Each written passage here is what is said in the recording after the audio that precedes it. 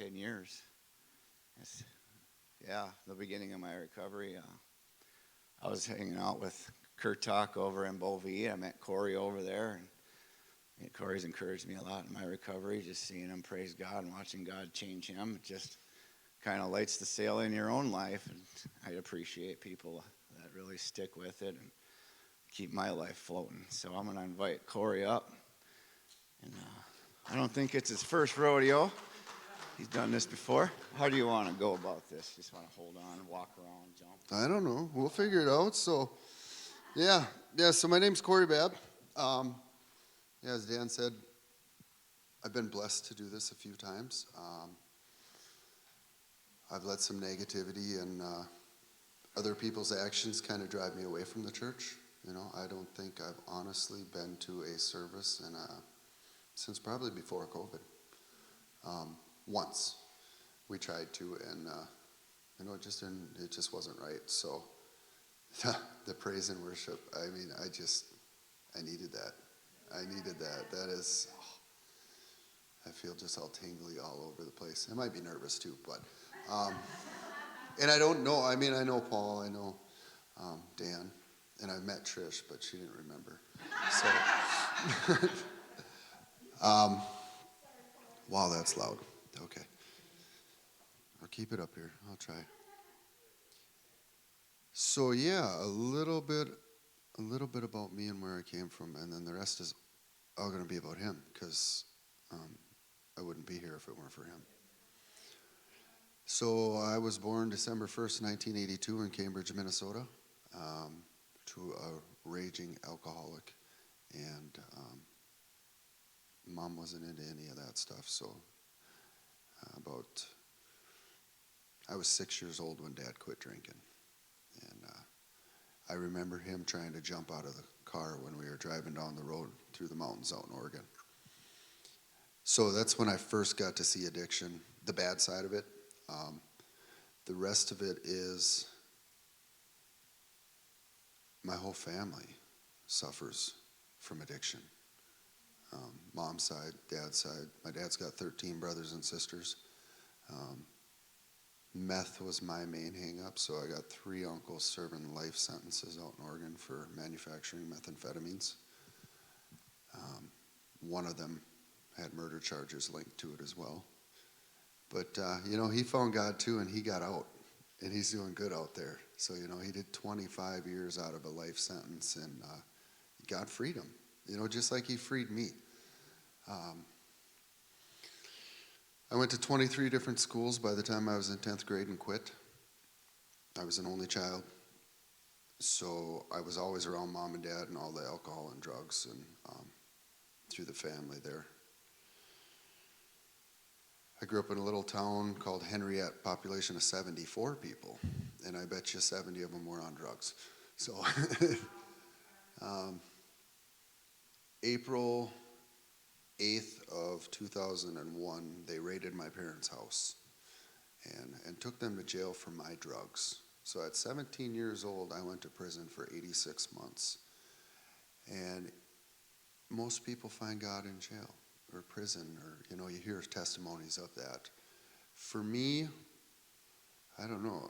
I tried praying to I did all kinds of weird religion, spiritual searching, and it just shunned me away. So, continue to live life trying to fill these hurts and habits and hang-ups with drugs and anything I could fill that hole in my chest with. I got out in May of 2004, and they wouldn't allow me to go home. There was no place that I listed to get released from boot camp. That was a safe environment. So they put me in a halfway house in Bemidji. And my little circle in my life was so small that I've never heard of Bemidji, Minnesota. So after there, and this is kind of where God started stepping in, I didn't know anybody.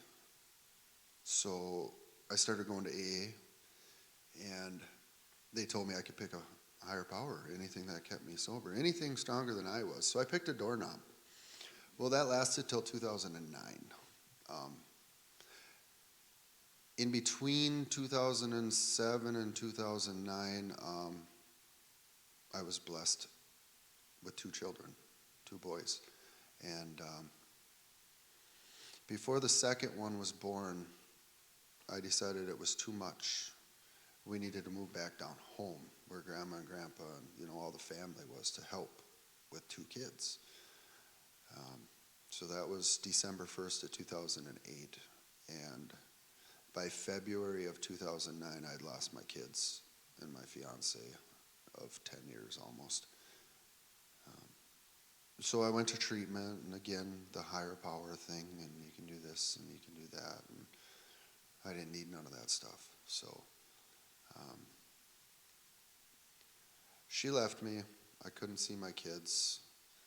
I decided, well, I'm going to move on. So I moved to the White Earth Indian Reservation and got married. So me and Bridget, my kids' mom, we were together for 10 years. So I considered that an ex-wife as well.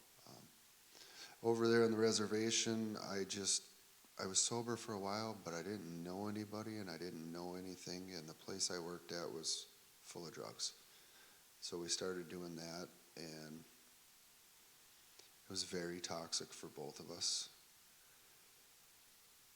August 5th of 2011 is my clean date from meth.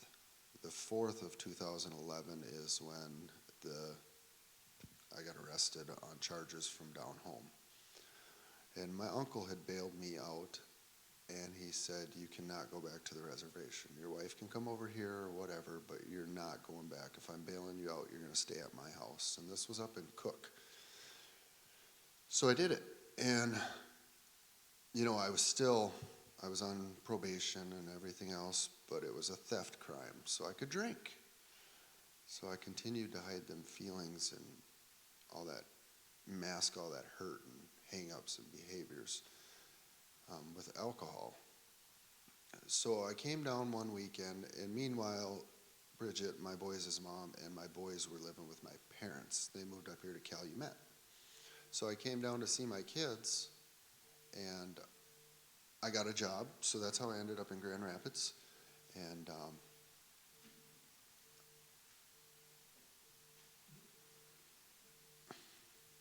it's probably mine, just hit that side button, sorry about that. Now I don't feel so bad. So I'd found a job, so I was trying to, try and work things out with my kids' mom. And meanwhile, I'm still married, but she's over there and wants me to come back, and then she wants to come here, and just a mess, okay?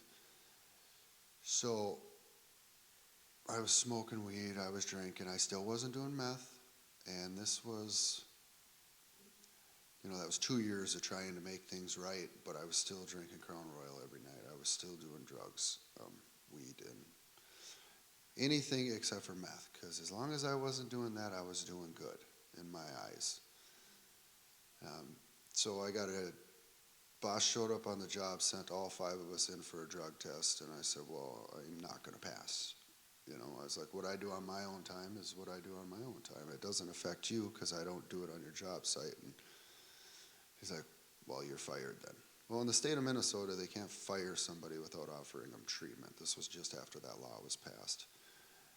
And I could have kept my job and whatever, but I prayed that day, and I really set my soul on I needed help. So I went in and I got myself lined up in treatment, and they're like, well, it's just weed. You need outpatient treatment. And I was like, well, that ain't gonna help me. I need to be confined. So I went into Rapids Counseling and did a Rule 25, and they're like, yep, we'll do outpatient treatment. At this point, I had a house. That was it. It was not really livable, but I had a house. And I started going to treatment, and that's where I started, before this, that hurt, trying to figure out why I was medicating myself, or what I was so angry about, or what I was trying to get over. So I went through treatment, and it wasn't even because I was not doing any substances, but I was still just miserable. I couldn't figure out what was going on or why I felt this way. I had all this anger and rage towards my mom and dad for the way I was raised, for the moving, nothing consistent, no structure in my life. So I quit talking to my parents for a while because they were still getting high. They were still doing drugs. You know, that's the life that they've always lived. I met this guy at an AA meeting in Calumet of all places, and he's telling me about this big sober recovery meeting where they feed you. And there's good music, and I was like, man, I haven't been in a church forever. So I didn't make it there yet, but I was going to all these AA and NA meetings around there, and I was clean, I was sober, but I wanted more. There was something more. Like I was already past that type of meeting back in 2004 in Bemidji. You know, it was like I needed more. So a couple guys were like, let's go check this meeting out.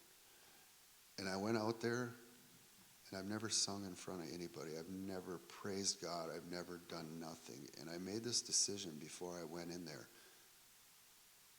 that it was all or nothing. I'm an all or nothing guy. I'm either doing all the drugs or I'm doing none of the drugs. Either I'm going to do something or I'm not at all. And that was probably March 20th or so of 2013 is the day I gave my life to Christ. They prayed over me, and it was so weird. First time ever anybody ever praying for me. And then I made it my point, and God really put it on my heart at this point that I needed to be vocal about everything I was doing, like loud and proud. There ain't no, you can't talk about that. No, it was right out in the open. So I started going to Celebrate Recovery on Friday nights, and then pretty soon, you know, God was, he was putting it on our hearts for more and for more. And meanwhile, I graduated treatment and got the divorce. That was during treatment. And then I was single, and I was just trying to do things right. And then I met another girl. And I had probably 3 years in sobriety, and she was probably about 7, 8 months in sobriety.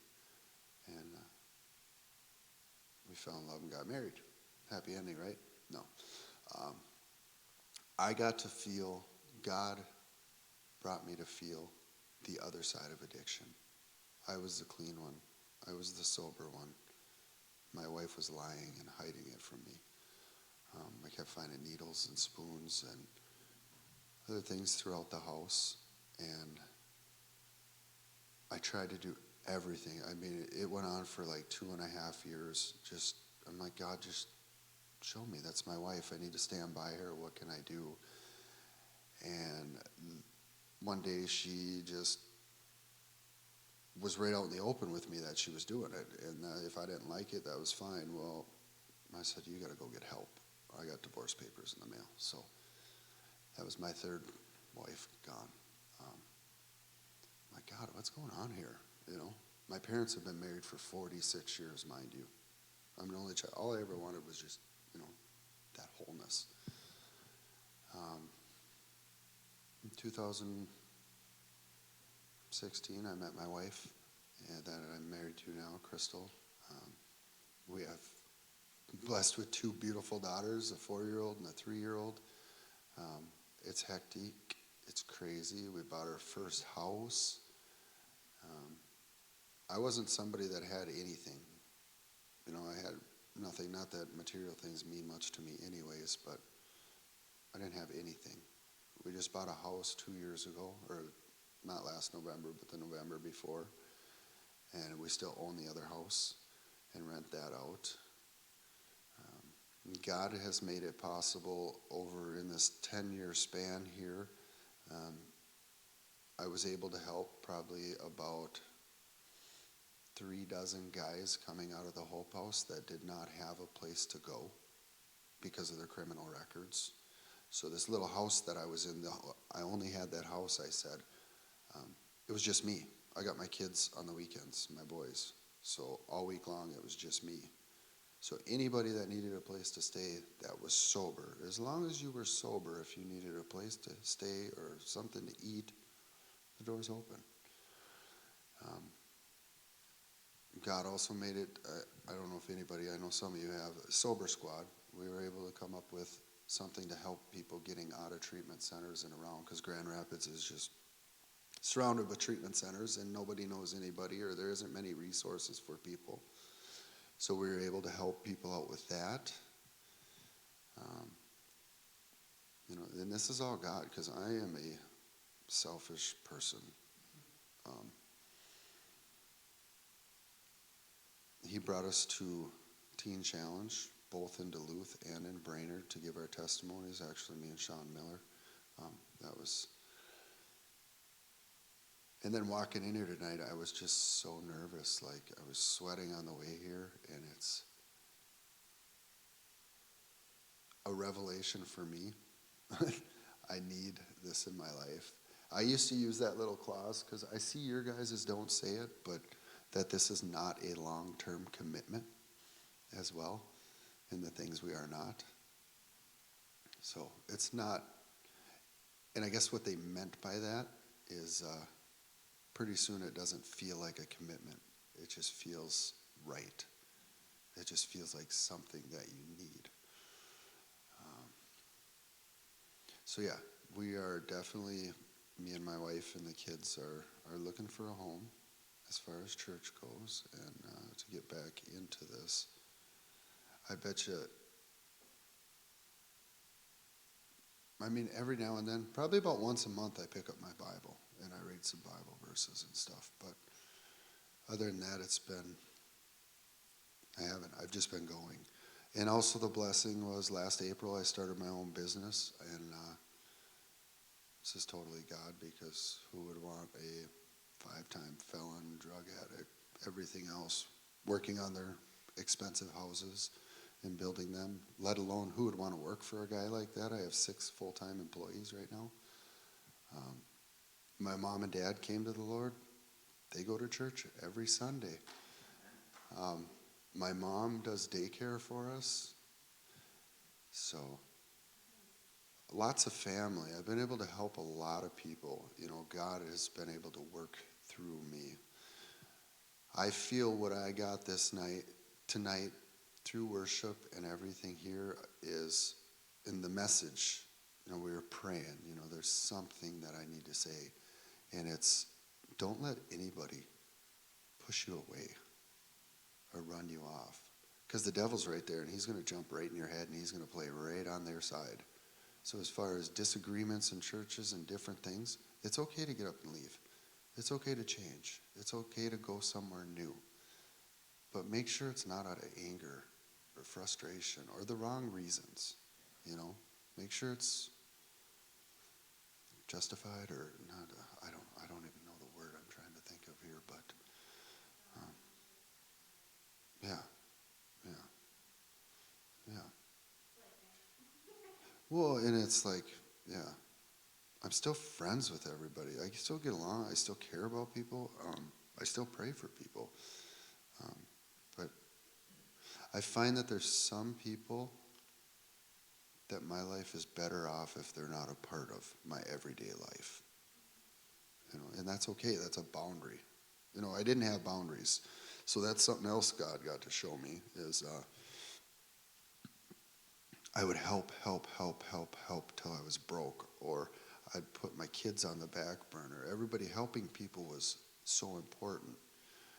And I went to an AA meeting or NA meeting every night, and then we had Celebrate Recovery meetings every night for a couple of years there, to where I got so burnt up and caught up in the drama that it was just time to just take a break. I used to give my testimony probably every 3 weeks to every month, someplace. But after a while, it just felt like I was just doing it.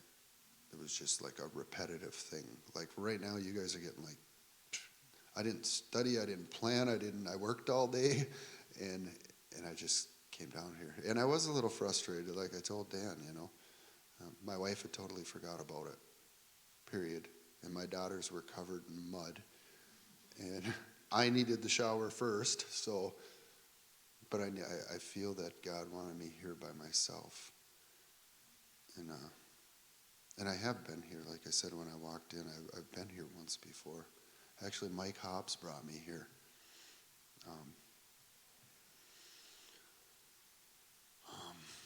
What else is he? I mean, he's done everything. He is everything. Without him, I wouldn't be. I didn't expect to live this long in my life. I didn't expect to be 24, and here I'm 40. Like, I would have took care of myself a little better. So I don't. Right now, I guess what really is the Spirit's really telling me is just like that whole leaving things or resentments and anger. You know, that's just a reason to push you away and drive a wedge between a good thing. You know, if you're on that path, I still have so many people reach out to me, and the praying. I love praying for people. I love being prayed for. The tingling feeling, the presence of the Holy Spirit as it's just entering your body is refreshing. So I guess I don't have much more, guys. That's right there.